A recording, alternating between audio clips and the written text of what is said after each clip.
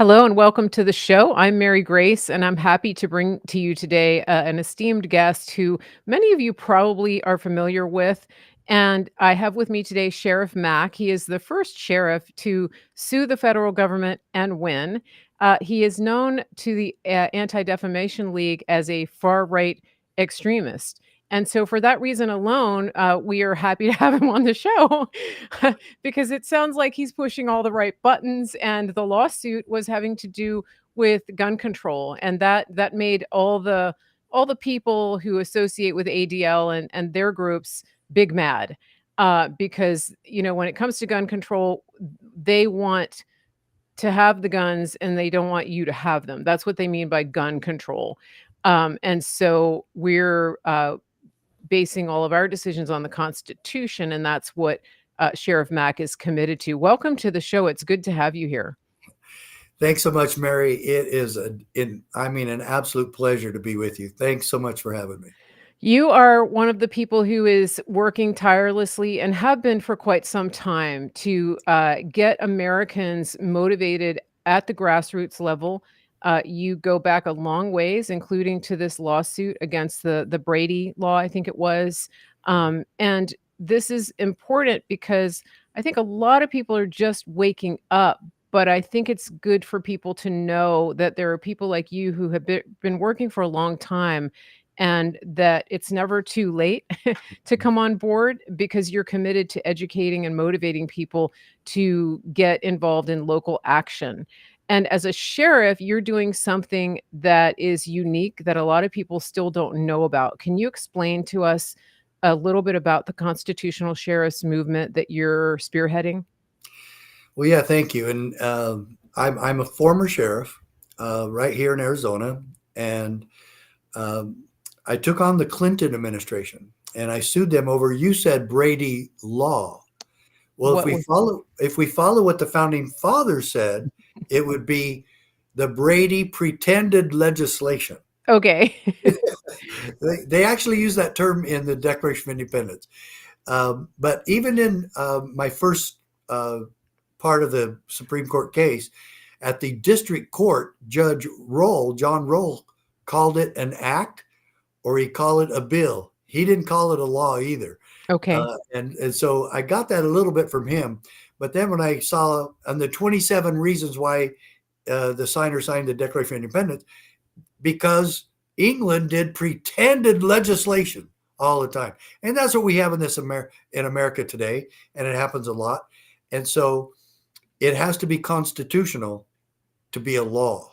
And folks, we are having so many stupid laws. And what did Edmund Burke call them? Edmund Burke said, the enforcement of stupid laws is the essence of tyranny. And so, folks, let's get rid of those. And that's what we exist for. And that's why we have constitutional sheriffs in this country who are educated and know enough about it that we do not enforce stupid laws. And we had 550 during COVID, probably more than 550, but I could really come close to that number, 550, in my own analysis that I did, and I followed it strictly. But let's say we had 550 sheriffs, and I think it was a little bit more than that, who actually stood against the COVID mandates. They weren't laws, even they weren't even pretended legislation. There was no legislation that allowed any law enforcement officer, any peace officer, to enforce any of the mask mandates or any of the mandates at all. They were CDC guidelines. That's all they were. Yes. And so anybody who arrested somebody for that was the same as arresting Martin Luther King, because he didn't commit a crime either. And Rosa Parks for not giving her seat to a white man. There was no law saying that she had to give her seat to a white man. It was a cultural norm. So what did they charge her with? Disorderly conduct. And several people got charged with not wearing a mask, and they were charged with the same thing as Rosa Parks. Maybe we need to learn from history and understand that's not our role. Forcing people to wear a mask or forcing someone to give their seat to a white man, that is not law enforcement's role. The proper role of government is, quote, that to secure these rights, governments are instituted among men. Right out of the Declaration of Independence. Patrol officer, sheriff, chief of police, I don't care who you are in law enforcement, our role is to protect liberty. Our role is to protect civil rights. And I'd like to really know whatever happened to the civil rights movement. But we've been working on that at the CSPOA. We want to restore civil rights. We want to have sheriffs and peace officers who actually enforce the rule of law, who enforce the Bill of Rights, who defend the civil rights of every citizen in their jurisdiction. And when we do that, we restore liberty county by county and state by state. We take back our Constitution. Folks, America is on her deathbed. Our Constitution is hanging by a thread, and this will be the year. This is my prediction. 24 will be the year we decide, as an American people, we decide if we're going to give up our country to the communist takeover that's being really perpetrated by the Democrats and some Republicans. But are we going to submit to this and succumb to this, or are we going to do something to stop it and stand and get our constitutional sheriffs with our constitutional posses, which means we the people involved in the process, and we are dedicated to having a September 7th conference to make sure that happens in Orlando, Florida. You're all welcome to attend, but our goal is to raise enough money to get 1,000 sheriffs there, and we will pay their way, we will pay their hotel, and we will make sure they leave with a modest honorarium. But at least raise the money, which is going to be about $2 million to get 1,000 people there just to pay their airfare, their hotel, and their food. And that's September 7th in Orlando. Yeah.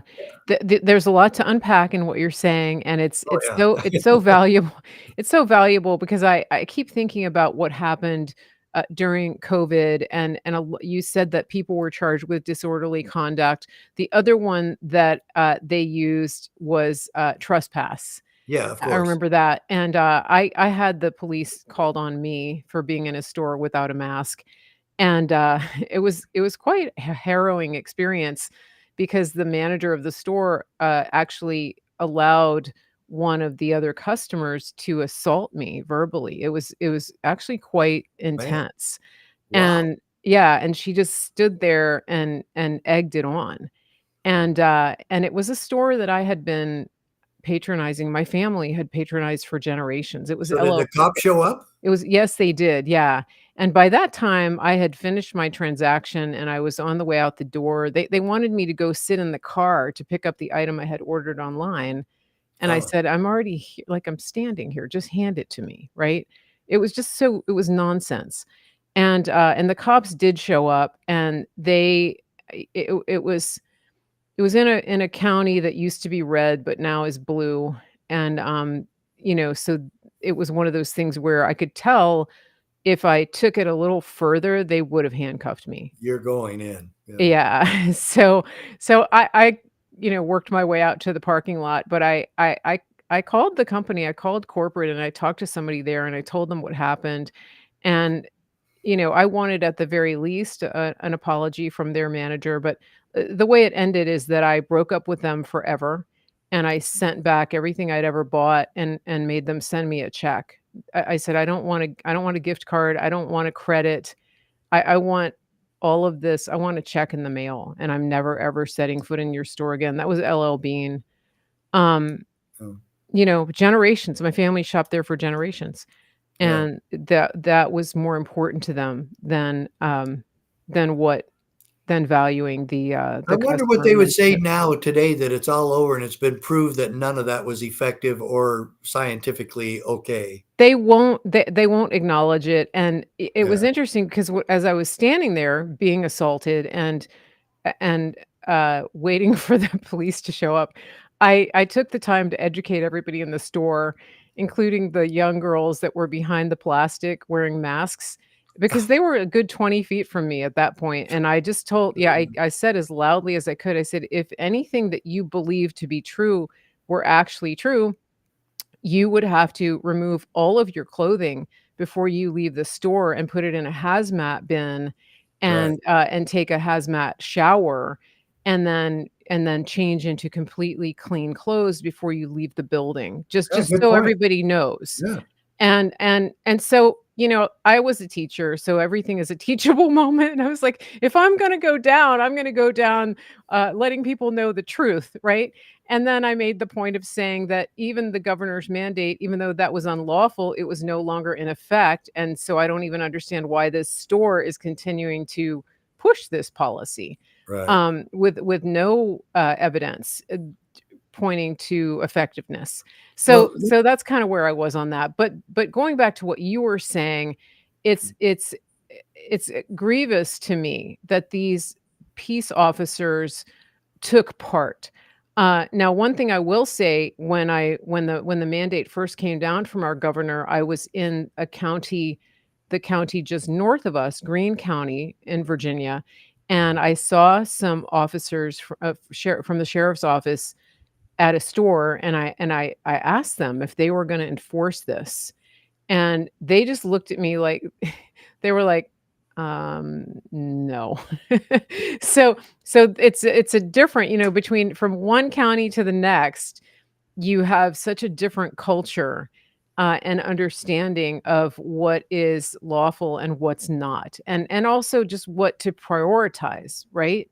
And right. that's really, I think, what you're talking about as well, because we have so much happening in our country that is, trending toward lawlessness, and the people are waking up and they're fed up with peace officers enforcing these ridiculous mandates, and it's really opened people's eyes. But as a sheriff, as a former sheriff, and as a grassroots activist who is really committed to training people, I wanted to ask you, what is the general consensus that you're getting when you talk to law enforcement around the country, in terms of just their understanding, especially if you were to compare now versus 5 years ago? Well, you alluded to it when you introduced me, and that is, what does the ADL, what does SPLC, Southern Poverty Law Center, Yeah. Washington Post, CNN? I mean, Sarah Sidner, the liar from CNN that came out to my home and interviewed me here, I said, first of all, you have to promise me you're going to say the truth about one thing. I know you're going to lie. She goes, well, why do you say that? And I said, you work for CNN, so I know you're going to lie. I said Yeah. I would do the interview, but I'm asking you to do one thing. Just mention somewhere in the interview that I actually sued the federal government and won a case at the U.S. Supreme Court, because that's the only reason you and I are talking. Mary, it's the only reason. It's the only reason you and I are talking right now. It's it. I sued the federal government. That took me to national prominence. I won. And yes, 6 other sheriffs joined me in the case. I started the whole thing. I love the other sheriffs joining me. It helped immensely.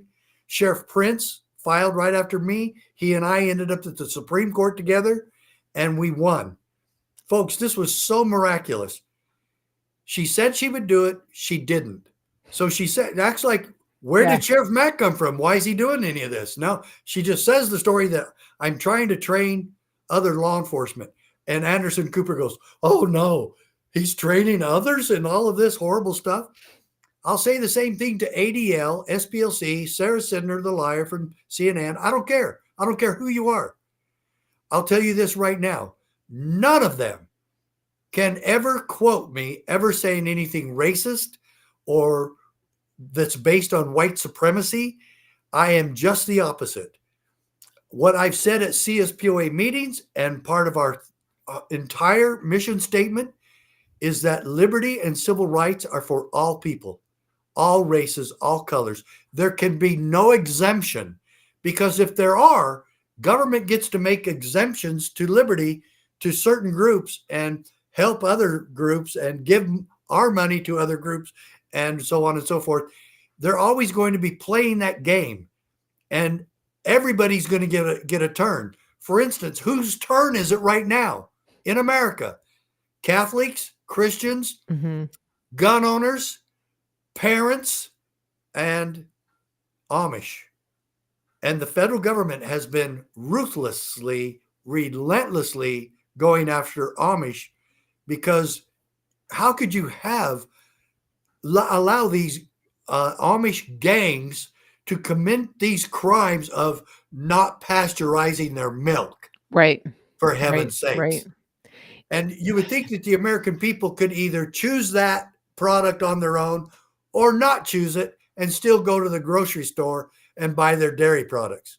Yeah. But I want the raw products, and I should be able to make that choice on my own. Yeah. And you, the federal government, should be leaving the Amish alone. But no, they won't, because that's what they do. And so the ultimate choice is this. Do we side with the sheriff from Tampa who arrested Pastor Rodney Howard Brown for having church in America, for having church? Then the tale of two sheriffs, or the tale of two cities here, Sheriff Glenn Hamilton had a pastor in his county come to him and say, I'm not shutting down. I'm keeping my church open every Sunday, and I want to know what you will do to protect me. So that was Pastor Caleb Cooper. And Sheriff Hamilton told him, if I have to go to jail myself, I will, but I will do everything in my power to keep you open. Wow. What county was that? Pastor Cooper never shut down one Sunday, not once. Wow. So good. Because Glenn Hamilton, Sheriff Hamilton, deputized everybody in that church. And when they came to shut him down, he said, this church is under my authority. They're all deputized. They're all part of my posse. You're not shutting them down. That's so good. What county was that? I remember hearing about that. Sevier. I think it's Sevier. Sevier County in New Mexico. Okay. Sheriff Hamilton is retired, and he and Pastor Cooper tell this story all over the place. They will be at our September 7th conference in Orlando, and all of you are welcome to attend. And right now, you can join us in this holy cause. Amazing. You can be a part of the CSPOA posse. Join the CSPOA posse at cspoa.org and become a part of this solution. We train you how to work with your sheriff to form a posse in your county and thus erect the barriers and help the sheriff do his job. I want to ask you about the process of deputizing, because this concept has come up recently in an interview that I did with somebody else, with Ivan Raiklin. Have you I know Ivan very well. Okay. So Ivan is he's mistaken in a couple of areas. Okay, well can we talk about that, because he was on the show and he's been traveling the country. He was at the RNC recently, and he seems to be everywhere at once. It's amazing. It's crazy, but he was talking about going after his deep state target list. Which is an admirable goal, worthy goal. I agree with him on that. And he was talking about the idea of bringing in former military, many of whom were separated from service because of their decision not to take certain medical measures that were mandated and imposed upon them. And so those people, but also retired military, retired law enforcement, but and then also lay people. I want civilians, and I wanted to ask about this process, because part of his process involves getting these people deputized in order to carry out these warrants and arrests on these deep state people, and to do it at the state level, thereby bypassing the corrupt DOJ, regardless of who is in the next administration starting in January 2025. So that's the groundwork for the hypothesis and the plan that Ivan has put into place. You said that there are a couple holes in the plan. Can you share with us, first of all, have you talked to him about this? Are you coordinating with him at all? And then how viable is this plan? I didn't feel like I could coordinate with him and join him in what he was doing because of the two things, maybe three, that he was wrong about. Okay. And I told him I want him to be a part of what we're doing, and I want him to be at our September 7th meeting, and I want him to help get sheriffs recruited to be there, and I boy, I would love to have him and you help us raise the money. So and he said that he liked all of that, and then he asked very humbly. He asked, "Where have I said something wrong?" And he asked me. He says, "Can the sheriffs deputize all these military?" And I said, "Former military." And I said, "If they live in his county, yes." And I said, "But I know sheriffs across this country, and especially where he's really working to get sheriffs involved. And I don't know of a single sheriff that is ready to do this or that wants to do this." And I think that he jumped from going after the 350 on his deep state list to forgetting that the sheriff has to be on board first. Right, And yeah. the sheriff cannot say, every former military from Hawaii to Bangor, Maine, come and be on my posse. Well, how can he have control of his posse that doesn't even live there? Mhm. And he can't. That he Okay. can deputize any of the citizens in his county Okay. and anybody that lives in his county. So if they all move there, then he could. But or do we have enough sheriffs that could do it nationwide? And that does not exist at this time. It Right, doesn't. okay. Okay. This is a pretty big step, and it sounds like it's promoting violence. Now, that could be a misinterpretation. Either way, that could be a misinterpretation. But when you have that many former military and you're trying to get it deputized where they're going to just go and arrest the 350 on his list, is that due process? Is that the Sixth Amendment? Is that respecting one probable cause? Is there probable cause in arresting those people? If you don't have, and this is where I think, set him straight a little bit, is you must have an investigation first, not arrest and then hope that you can prove it in court. Because if you don't have the proof right then and there that these people are criminals, then you're in trouble. Okay. And these people have lawyers galore, and they're going to get right out and they're going to sue you and anybody else. Okay. Okay. So there's a process to arresting someone. Did I see the person commit the act right in front of me? Okay. Then I can go and arrest that person. I can arrest that person on the spot. Mhm. Okay. However, if I'm getting this complaint from others and then we need to conduct the investigation, turn it over to a prosecutor, and get a judge to sign an arrest warrant or a Right. search warrant. So that's the process. It's part of the justice system that we all agreed on when we became Americans. And so, do I agree philosophically with what he's trying to do? Absolutely. But you got to go through A, B, C before you can get all the way to Z and make these arrests and Mhm. punish these people. I'm all for going after corruption in Yes. Washington D.C. Yeah. and we can initiate investigations right now. I would love a team of sheriffs to start investigating corruption in Washington D.C. because the FBI is not going to do that. Right. They're part of it. And Right. so, yeah, so I'm totally willing, but folks, right now I think time is of the essence that we get our sheriffs doing this county by county and keeping the federal government out of his county and putting them on notice that we're not going to allow the federal government to do a few things. There will be no gun control in this county. You will not go door to door taking guns. And every federal agent, when he comes into my county, will check in with my office first before anything. Folks, that's a protection. That is checks and balances at its zenith. And folks, we still have a chance to keep this peaceful and effective. And that's what we're doing on September 7th. Mhm. And that's why we're doing it on September 7th. So we still have enough time prior to November 6th. I'm not And talking November 5th. I'm talking November 6th, the okay. day after. Okay. I wanna get to the significance of that, but I have one question before that.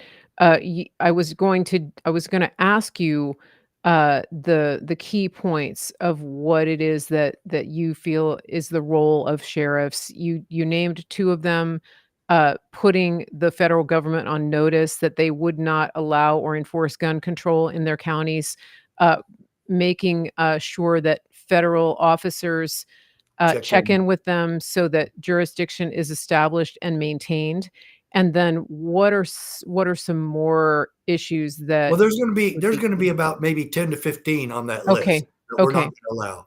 The okay. the IRS is on there too, Ah, good. that we will not allow any more random, baseless, anti-Fourth Amendment audits of American citizens.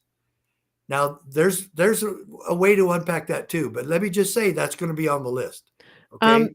And yes, okay. the sheriffs can stop it, I okay? I have one question about, Oh, the but I 4th. wanna ask you your other Yeah, question. What's the role of the sheriff?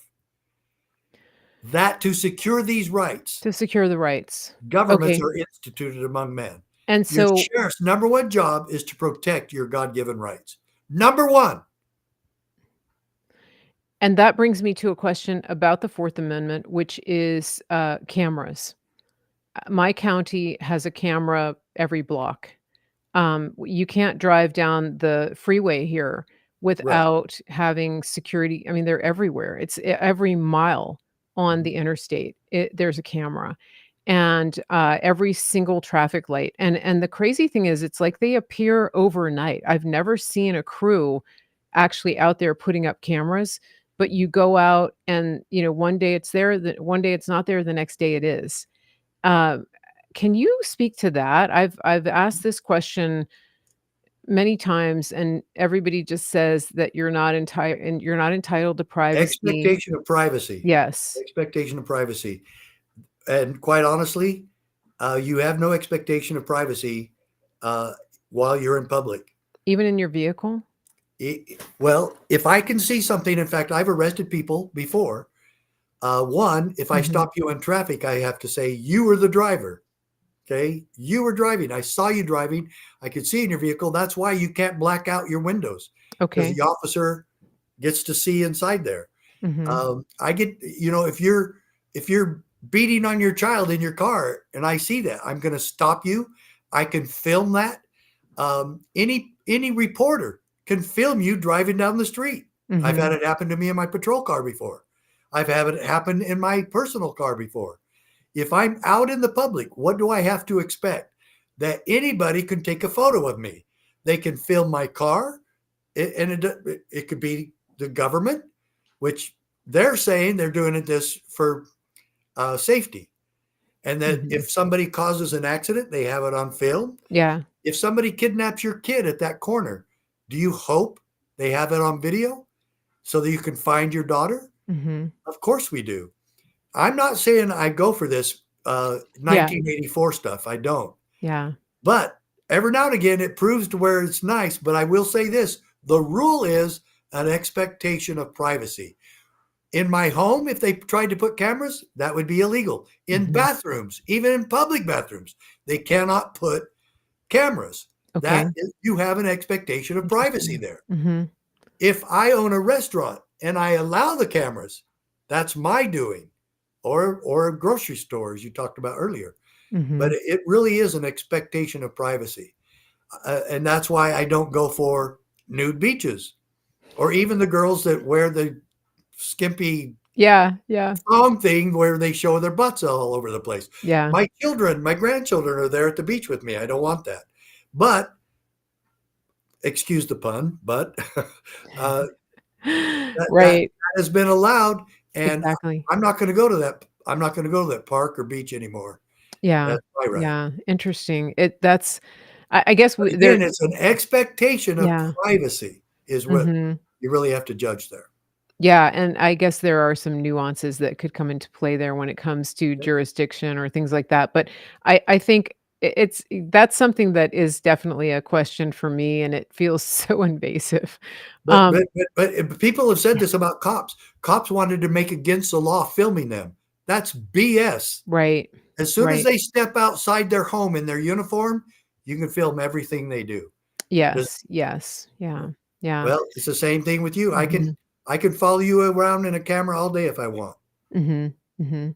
Um, eh, I want to let people know your website again so that because your points are there as well. And I have a question if you have a couple of more minutes. I want to talk about what happened last week in Butler County, Pennsylvania, when our President Trump was just survived by a millimeter, an attempted assassination. We're starting to see reports, the senator from Wisconsin, I wanna say Grassley, but it's not. I'll get it, D Johnson. Johnson. Senator Johnson from Wisconsin has had whistleblowers coming forward to him, talking about, multiple shooters, but really the breakdown in the protocol, the Oh yeah, security protocol. Would yeah, you address that for a moment as a law enforcement yeah. professional? This is something that is, to me, it feels like there was some incompetence. I know, like, never attribute to malice what can be chalked up to just Incompetent. incompetence. Yeah. So, how do you Good how point, do you Mary. see this falling? How do you see this playing out here? It's not going to be good, and it's mounting again Yeah, with us not trusting the federal government. yeah, This yeah. is just one of the another cog in the wheel of the distrust there. But both Democrats and Republicans, before I got on your show, they're already interviewing and interrogating and really reaming her, the female director of the Social Security Administration, You the mean the Secret Service? Secret Service Yeah. Administration. Secret Service uh, should not be a law enforcement agency. They are a security agency and private security for public officials in Washington, D.C. most of the time. Okay. I worked with the Secret Service during 1996, my last year as sheriff, when Pat Buchanan, presidential candidate, came to our county. Okay. I knew him. He's a friend of mine. Mhm. And this was one time sheriffs choose to acquiesce because it's not our specialty. Celebrity protection and uh, politician protection or presidential candidates is their specialty. It's not mine. And I said, I will work with you and help you any way that you want us to. And every local official usually does that, and they should. Even though the sheriff is the chief law enforcement officer of the county, he could say, whatever he wants to try to push his weight around. No, no, no, no. We're here to help them. They have a job to do. They are in charge, and they were in charge in Butler. Okay. It was the Secret Service. It was their plan. It was their protocols that they violated. And Mary, I'm going to tell you this. I'm not much into prejudging, but I have on this particular case because the incompetence was so egregious. It makes you think they did it on purpose. And if Can they you did it on outline for us a couple of the points of incompetence that, should purpose, be highlighted? that the security perimeter didn't reach that building. Well, it did, and there were some officers and Secret Service inside that building. Well, if they were inside that building, and that guy's climbing up. They and why were they not on top of the building? Inside the building doesn't help nearly as much as on top. Some said it was a flimsy roof. Well, crooks made it. And if it's a flimsy roof, then you put some stabilizing equipment there to make sure Mhm. you don't fall through the tin Sloped. roof. It was sloped. But yeah, and That. but he made it. The Yeah, yeah. crook made it. Crooks made it is his last name. And folks, when the officer and I complain about the officer. I have some criticism towards the deputy sheriff or Butler PD, whoever it was, that actually saw him, confronted him, and then Crooks pointed the gun at him, and he fell down and hurt himself a little bit. Right then, he should have been firing his gun in the air. He should have done anything he could to make sure every other police officer and Secret Service agent knew there was a threat. And the only way to do that, now you're trained not to do warning shots with guns. Right. Sorry, you throw the book out then. He and his partner should have been firing shots and made everyone know, because right then, immediately when the complaint came out, and this is huge for the Secret Service. As soon as and this got reported to them anywhere from 2 to 5 minutes before the shots were fired by crooks, it came out. Right then and there, they should have removed Trump from the stage and put him in a vehicle and got him out of there. Yeah. They may have been able to clear it and brought him back after an hour. Probably not. Once you have a suspect with a gun, that meeting is over. That event is over. That campaign event is over. But they didn't do it. They didn't get him out of there. And one other one that looks very suspicious to me at this time, the sniper, the Secret Service sniper who was on the pedestal, was up there high enough. It looked like, and I don't have the evidence to prove that he did, it looked like he was looking right at crooks on that building with his gun. And then a shot was fired, and the Secret Service agent looked above the sights of his gun and then went back to his sights and killed him. If that is what happened, this is so egregious and so a huge violation of protocols that you have to start now suspecting some of those Secret Service agents. And just mistakes they made were that they didn't get him off the stage sooner, that they didn't keep that circle around him. Obviously, the women agents were too short, and they keep that circle around him as they take him down the stairs. They totally exposed him to another shooter. We didn't know how many shooters were there. Yeah. They totally exposed Trump, and here he is going up with his hand again. If I was the Secret Service, they were required to put his hand down, say, Mr. President, keep your hands down. Let us get you off of here. He demanded to get his shoes. They should have said, no, come on. And he should have been immediately in that vehicle without ever. You saw twice where Secret Service put their hands in front of his head. So what? They completely exposed everything from his waist up right after that, taking him down the stairs. Yeah. That was a legitimate mistake, but some of these others were absolutely not. No way. I have one question about the protocol when you have a suspect in your sights, such as this. Now, normally the protocol is don't fire unless fired upon, correct? Is that not and not if he already has a gun pointed at you? Oh, okay. No. So you don't have to wait for them to fire. Okay. No. Okay, I wanted to clarify that. No. So they were well within their rights and within protocol And they to should have. fire on that suspect. Yeah. Right. Very interesting. Thank you for explaining that. I know I do hope that this investigation yields true results, Exactly. because as you said, the trust that the American people have right now in our government is, I think, at an all-time low. And I think also in Rightfully so.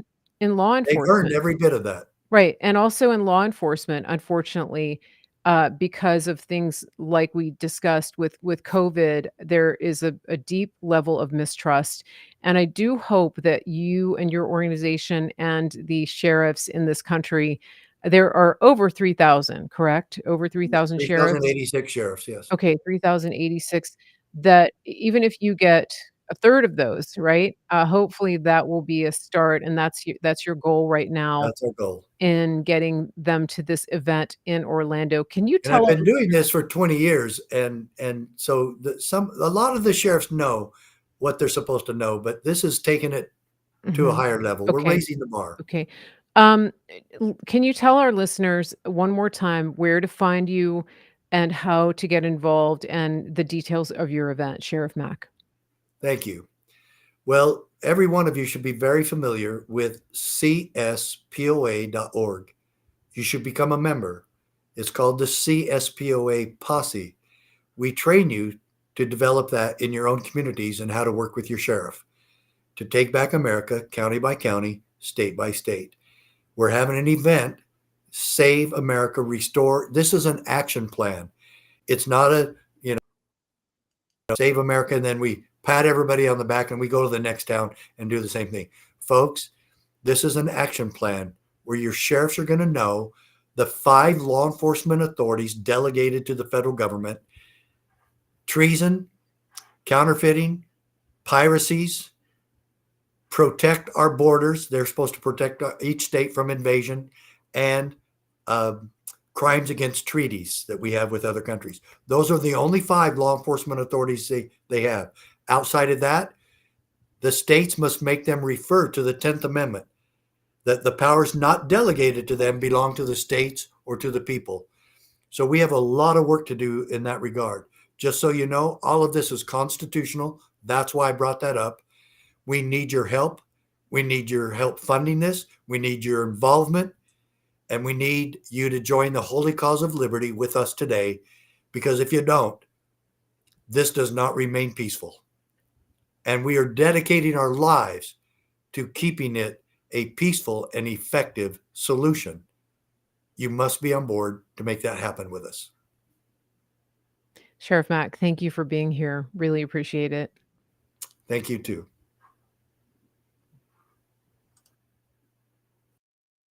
Listen, your health is your best investment. We have a country to save, and we need people who are in the best shape of their lives, physically, mentally, spiritually. Why not connect with a team who cares about you on every single level from the inside out? Official Synapse is that team. Officialsynapse.com. It's official, synapse.com. Tell them Mary Grace sent you, and they will treat you like family. If you're like most people, you really probably haven't thought about transferring your paper dollars into physical gold and silver. But I want to tell you a story. My friend Andrew Sorcini over at Beverly Hills Precious Metals, he recently went overseas and he wanted to buy a watch. He likes fine watches. He took 3 currencies with him. He took gold, he took Bitcoin, and he took American dollars. Now, there used to be a time when the American dollar was king. I remember that when I used to travel overseas. Everybody wanted dollars. The people that he was dealing with would not take his dollars because the dollar is so devalued around the world. They wanted the gold. So this is what I recommend to you. I want you to think about this. If you have cash in the bank, if you have an investment account that you have worked hard for years to accumulate, consider the value of converting that money into physical gold and silver. You're not buying something that's losing value. You're changing those worthless dollars into a tangible physical asset that will go up in value, which it has done historically. Here's what you're going to do. You're going to go to bh-pm.com. The first thing you're going to do is schedule that free consultation. Second thing, just think rationally about this, pray about it, go to the Lord, see what the best decision for you and your family is. I can't tell you that. I don't want to pressure you into that. What I do know is don't be scared, be prepared. And so the third thing you want to do is make a decision for you and your family. Make a decision, take action. bh-pm.com. Let them know Mary Grace sent you. When it comes to food, we really want to be aware of what is in the food that we're consuming. And that includes different types of technologies, jibber jabbers, technology that can alter your genetic makeup. And this is why we want to focus on American grown beef that isn't injected with things that you wouldn't put into your own body. We really don't know what tomorrow is going to bring. We saw 4 years ago what happened when the whole country shut down and people couldn't even go to the grocery store. We saw what happened when meat and other foods were rationed, and that could happen any day. We want you to be prepared. We want you to take action. And one of the best ways to do that is to secure food for yourself and your family. What better way than to go to griddownchowdown.com, use promo code Mary Grace, get a sustainable, reliable, shelf-stable source of high-quality American beef. All you do is go to griddownchowdown.com, tell them Mary Grace sent you, put your order in the basket and check out, and you're good to go. The other thing you can do is you can get a subscription. If you do a subscription, you're going to get this freeze-dried beef delivered to your door every month. and you're going to save a little bit while you do that. You're going to stockpile it, or you can just cook with it. Some people are just using it for their regular cooking. It's really up to you, but it's super convenient because it's freeze-dried and it's shelf-stable for 12, 15 years or more. Go to griddownchowdown.com and use promo code MaryGrace. I just want to give a shout out to everybody who watches this show. Thank you for being a participant. Thank you for being a loyal audience member. I just want to remind you, if you like what you've seen, please share this and don't forget to subscribe, turn on your notifications, and also sign up for my email list so you never miss a show.